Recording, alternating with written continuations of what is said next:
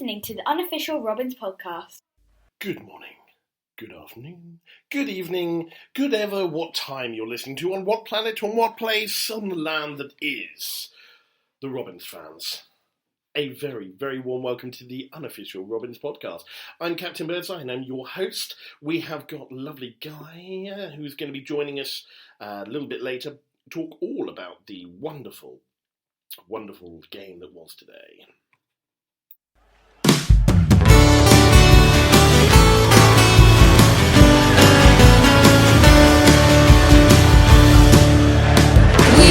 Follow the Robins wherever they may go.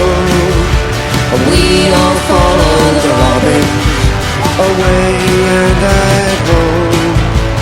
We all follow the Robins. We like winning games. We all follow the Robins. We are the boys from Lodging Lane. What an absolute fantastic welcome I thought we had by Badshot Lee today.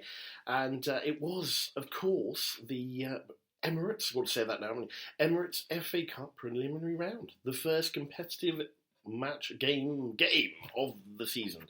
It's finally here after all of the friendlies. Some that weren't particularly friendly that, of course, we talked about last week. It's finally happened. It's competitive football, and we got a great result at 2-0. Lots to talk about with Guy when he comes and joins us in a couple of minutes. But it was great, and I thought that it worked really well with the ticketing situation because it was very quick. We had to buy online, didn't we, because of the all the COVID-19 sort of stuff. So no sort of moving over and beeping, all this stuff. I thought it was really clever. Just put your phone down and then scan the QR code. Really, really clever. And that worked out. That worked out quite nicely, I thought, which was good. So yes, that was all done, and a very, very nice ground. A bit difficult to park. That was the only thing, but then that can always be a little bit of a challenge, can't it? A little bit of a challenge. But as I say, great result. 2-0, and we've had, Mr. Grant all back, although there were a couple of instances in the game, and we'll talk all about that, I am sure. But got the flags up as well. Do you see all the flags? They were great. We had Paul and Sarah's flag. That looked fantastic. And also a brand new one as well, which I saw, which was massive flag. So I think we might have to get a unofficial Robins podcast flag. That could be a good idea, couldn't it? I will have to think about that one without a doubt. Well, first of all, just thank you so much for tuning in.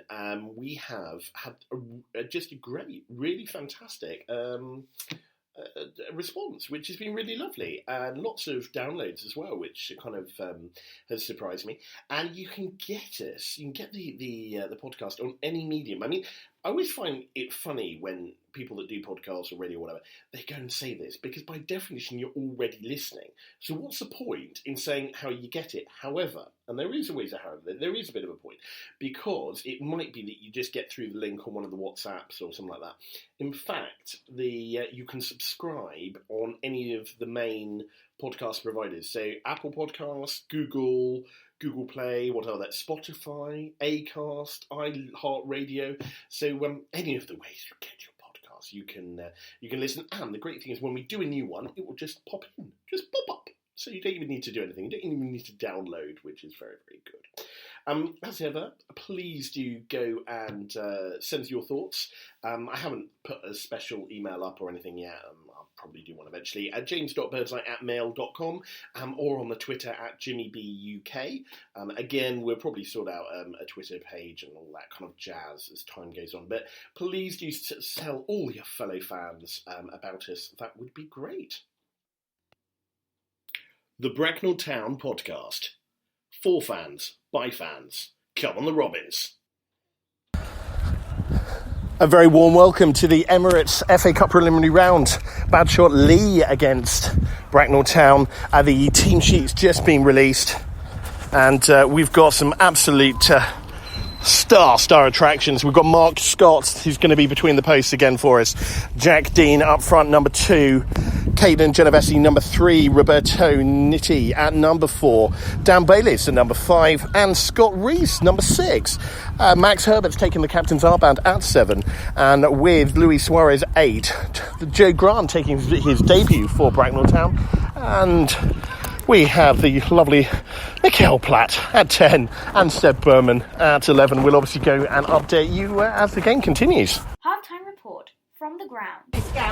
Well, it's half-time here at the Badshot Lee Stadium. 0-0, still 0-0, and despite really all of the shots being at Bracknell the whole time. We've been great to see Joe Grant, of course, back at the front, but it's now all about the result, and we really hope that things are going to move forward. Well, we're just about to start here at Badshot Lee. Been no substitutions, which really quite surprised about. So no major changes. Obviously, there's been a fair few chances for Bracknell Town. So let's hope that one of them pays off. And that's obviously the decision of the manager to keep going with what he's got at the moment. The passion is still very much there. But to be fair, Badshot Lee are giving us one heck of a game and do not look like a step down side at all. But as always, anything can happen in the FA Cup. Well, I hope you liked that. We thought we'd add a little bit of glamour and actually do some recording at the ground. Just some thoughts there from when we went in, obviously with the team sheet and also with a little bit of a half-time thoughts as well. I hope that's useful. We have got on the line, if the technology works again, lovely guy, the lovely guy, Michel Dwelly, to go through the game and what we thought today. There we go. Fantastic.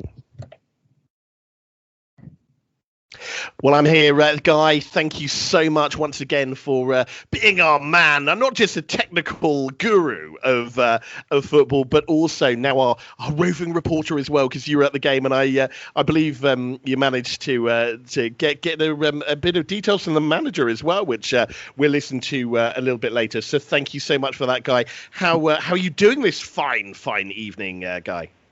Much better now, thank you, James, after a 2-0 victory. The hardest part of today was trying to get parked. Believe it or not. Once that was done, it was finding my way to my friends and colleagues on the touchline, and it wasn't long before I realised that I couldn't see them. But then I listened, and I heard the shouts and cries and screams of we all follow the Robins, and I knew exactly where everybody was. So I made my way over there, and I was pleasantly surprised that Badshot Lee came out with all guns blazing. They weren't going to go down without a fight, so I thought they did start quite well. I think they gave our midfield a bit of a shock to start with, and there's a few holes there. So it was a bit of a surprising start, although I think... Absolutely. And of course, all credit, I think, to the goalkeeper. I think it's called Lan or Dun or Man or Moon or something like that. I can't remember his full name. It looks slightly different on the team sheet. But their goalkeeper stopped an absolute screamer by Seb Bauman at really early on, about 10 minutes into the game. And, I thought that he was a very good keeper, actually. And much as there was a little bit of taunting our side, he had a very strong game, and I felt as well, for a step down side, what a lovely club I thought it was. I thought they were very welcoming, very well organised. I mean, the ticket sales went through well. I was quite impressed with how they started it all off. They're very pleasant when you came into the ground. I like the colours as well. That lovely colour. Being a West Ham fan, obviously claret and blue will obviously ring true to me. So it was a good experience all round. I mean, like you're saying about the keeper, I mean, I don't know how you spell his name, but he was called several things in the first half. Some of them a lot shorter than his full name. But I thought Seb did give him a few stingers there. I mean, there was one in particular that he crossed from the left, and he really had to get down, and he was on the ground to save that. So the keeper was good, but I think that Seb did start strongly. He was obviously on a mission, as he always is, and he covers so much ground. I mean, I'd love to know what the stats are on his recorder. I mean, I reckon that he must be covering 7-8K a game, I would have thought. Absolutely, and of course, yes, first outing for Joe Grant in a Bracknell shirt for a fair while. Exciting to have him back. I mean, we talked about him last week on the podcast, didn't we? And absolutely fantastic game for him. Obviously, we'll talk about the incident a little bit later. But did you feel in that first half? I mean, did you feel that we were well and truly the better team? Just didn't score, or was it actually a bit of a closer run thing in that first half? I don't think the link-up play was working quite so well. Joe likes to play quite wide, and I think it's going to take a while for the other frontmen to adapt to his style of playing. I mean, he's very hungry, he's very strong, and he's not going to get pushed off the ball. A couple of incidents where he was shielding the ball with his arms up to protect his body, which it ended up being a decision against us, which I think was unfair, only that he was only shielding the ball. There was no foul, but obviously from where the referee is behind him, it was difficult for him to see. But I think once they get used to Joe's forward play and the fact that he plays so wide, I think they'll link up better and we'll have more goals. I don't think Bracknell performed as well as they could have done, but I think it's because you've got guys with a tremendous amount of experience. If you think that Joe's come from Slough Town, and I think that it'll take a little while for the team to gel around him and before they start banging the goals in, because we did have several chances which we should have buried in the first half. Yeah, absolutely. I mean, I think it was when we got to the first half. I mean, obviously we played the little first half, the half-time sort of thoughts that I had there, but I really did feel that we should have hopefully been 1-0 up, really, much as they were, they came out and anything can happen in the FA Cup. We always know that. But it did feel slightly disappointing. But yeah, I mean, it was they didn't try. They seemed very strong, I felt, in the midfield, and they really, they were very hungry, really wanted to take the game to us. But essentially, Mark Scott didn't have much work to do, did he? Really today? Not an awful lot. Not as much as the last game. I think he was unlucky with the yellow card against him. In the second half, I mean, to me that was okay. I don't think it was really yellow. If you're going to call it a yellow, then the yellow card in the first half should have been given. I don't know why. Scott is a very versatile player. If he's had his two Fantas, anything can happen. So I think he was unlucky, but I don't think he just didn't put the performance in that I think he could have done in other. But every game's different. As I said to you last week on the podcast, if football was predictable, nobody would watch it. So, but he's another chameleon. He'll adapt to anything around him and try and absorb whatever's going on. But I think he's getting pacey again. I did notice that he coming down that right side. I think if he's doing a lot of sprint drills, it's definitely. It seems to me that he's working on his speed a bit more. Maybe Bobby's been giving him some more running drills, but he definitely looked more pacey and quick ball than of late. And I felt the same for Platt as well. I mean, obviously, we're talking about his amazing strike. There was the second half, but I felt in the front, the fitness level of the team, was very, very good. And they've obviously been working hard under Bobby. I mean, there's no doubt about that. I mean, so in terms of, you were saying earlier about Reece and Max not linking up quite as possibly they should. Do you think that's just a matter of time, Guy? Just time on the ball and time together? I definitely agree with that. I think that it'll just take a few games for them to, especially when we get the league going. I think it'll start to gel a bit more because we've got some new faces in there, a lot of young players with a lot of talent, and I think it's going to take a little while for them to all start to get along with each other and see how they play together. I mean, my son, who plays for Bracknell Rangers, says this all the time. When you bring new players in, it's like you just can't get on the pub and think, oh yeah, I know what you're like. You've got to play with them, see their skills, their weaknesses, and just see how they play. So I think it's just a matter of time. I don't think it won't take long. Somebody like Max, fantastic midfielder, absolutely brilliant. great captain. The fact he came out today at all. Absolutely. I mean, that's exactly what I was going to say. I mean, we talked on the last podcast about his injury, which was the second time he'd been injured on that leg, and it was a nasty direct injury. And yeah, he just came out as if nothing happened. And I guess that's what happens when you're young and fit. I don't know if I was ever young and fit, but he really he had a fantastic game. And as I say, captain for most of the game until he gave over the captain's armband. I think it was to Seb, wasn't it? So anyway, let's quickly talk about the second half where all the action happened, wasn't it? Really, and I don't know about you, but I felt that a goal was going to come, but I started to get a little bit twitchy. Not going to lie, but once it did come, then obviously the couple take us through the first goal for Bracknell Town, Guy. Well, I was aware that anything could happen, but I was just waiting for it to come in, and I was on the touchline with a couple of the Bracknell spectators, and one of them commented, "Why don't we just get someone in the box?" And then somebody just drifted in, and bang, it was in. But it was almost like slow motion. The ball drifted over very high, and before we knew it, it was like slow motion. It just went straight in. It was a good goal. But we should have had 3 or 4 really. But I think that if they can, as I say, Badshot Lee weren't going to go down without a fight. They did make it difficult. They did defend well, and especially better in the first half than the second. But they weren't going to go down without a fight. And I think that they did cause problems, which made our front boys a little bit twitchy. So when it did come, I think it was a bit of a relief. There was no need, in my view, for their centre back to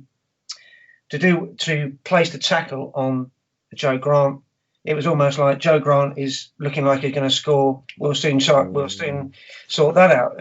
Absolutely, because I mean, Mikael Platt scored that goal for us, and it was absolutely fantastic. I mean, it was well supported as well, which was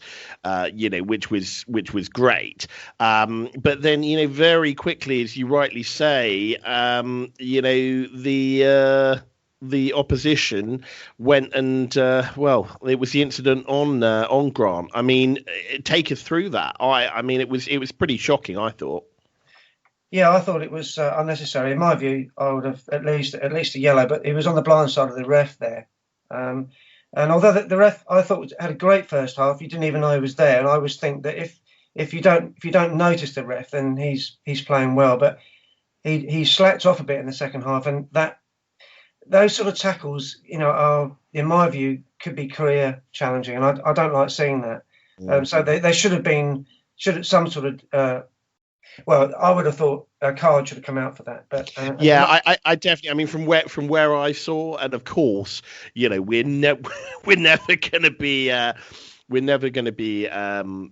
We're always going to be thinking towards Bracknell. Of course, we're never going to be unbiased. But I was with you actually, Guy, wasn't I, at that point? And where we saw it absolutely happen, and unfortunately, the referee, we had quite extensive protest, and so did the players. But where the ref was seeing, he was in a very bad position through no fault of his own, actually. And it was just one of those things he didn't see, and again, that's football. I mean, as it happens, of course, Joe came off for Perry Coles.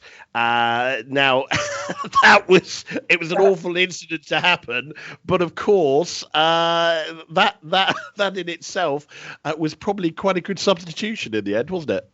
I think it was. That's just we just have to thank ourselves he doesn't come from Newcastle. I thought he came on and stamped his authority on it. Great, absolutely superb. I mean, you can't wish for more. The fact Bobby's got backup like that, because let's face it, when Joe Grant came off, I thought, oh dear, what are we going to do now? But and Harry just filled that gap. Yeah, because I mean, her Max and Coles together, It was a lovely ball from Max, right at the edge of area, and then, a completely beautiful left strike by Perry for the 2-0. So, a really exciting game in the end. And it was, for me, it was a little bit of a yo-yo. It really was. And I was nervous. I think as we were all a bit nervous, going back to football after all of this time. I mean, they did all the social distancing well and everything else there. But it's a bit of a nerve-wracking time. And, it's just lovely to have see all our mates at football again. And, yes, and share it with you on the unofficial podcast as well. So a good game and a good game, to move into the future and forward, really, I guess. Definitely. Yeah. So in terms of with that incident with Joe Grant, have you? I believe we've got some views actually that you managed to get from Granty actually at the time. I managed to speak to the boy wonder after the game, had a few words with him. He's not worried about the injury. He said it was a bit painful, but after a bit of treatment from the physio, he's off the danger list. I've got a little interview with him. It's good to see him back. He's got new tattoos as well. So there we go. Well, let's go. Brilliant. Well, let's go and quickly hear that guy. This is Guy having a word with the new boy wonder. Well, he's an old boy wonder that's new, I guess, for Joe Grant. So I'm on the touchline with Joe Grant. He's re-signed for this season for our podcast. So, Joe, how about the tackle? Here he goes. It was a bit of a sore one, but I'm all good. It's just a bit of impact. But yeah, I think it should have been a penalty. But if we go again. All right for next game? Yeah, I think so. Just ice it all weekend, keep off of it, and raring to go for the next game. Magic. Great to see you back, Joe. All the best. Thanks very much. The Bracknell Town Podcast. For fans, by fans. Come on the Robins.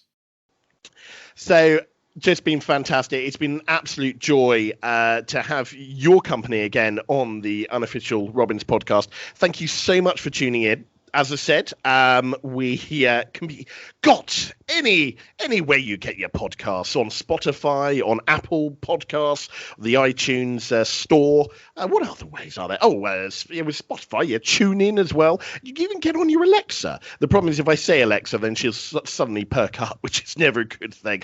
Ask for the unofficial Robins podcast, and we can send you the link on the WhatsApp groups as well. And we'll put it on the Twitter. Put it on the Twitter with the hashtag Together BTFC. It's been absolutely lovely. I think, Guy, we should go and leave the last words to the manager who kindly said a few words for us on the unofficial Robins podcast. It's Bobby Wilkinson. I'm with Bobby, manager of Bracknell Town. So talk me through the game, Bobby. What do you reckon? Yeah, job done, wasn't it? Very professional. Come here, we knew it was going to be difficult. They played well, hard to beat, to break down. So just very impressed with the way we stuck at our game plan, not to concede, and we knew we'd get a goal or two. So really pleased. But give them a lot of credit. They were well organised, hard to beat. We knew that when I come and watched them last week. But just proud of my boys. Everyone give me 110%. They're 3 league games in, and we're only 1, aren't we? Well, 1 cup game. So yeah, really pleased for the performance. Many thanks, Bobby. You're welcome. Speak always. To you soon. There you go. Well done.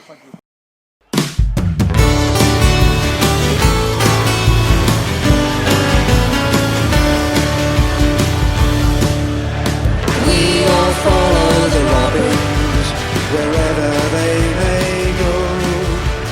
We all follow the Robins away and at home. We all follow the Robins.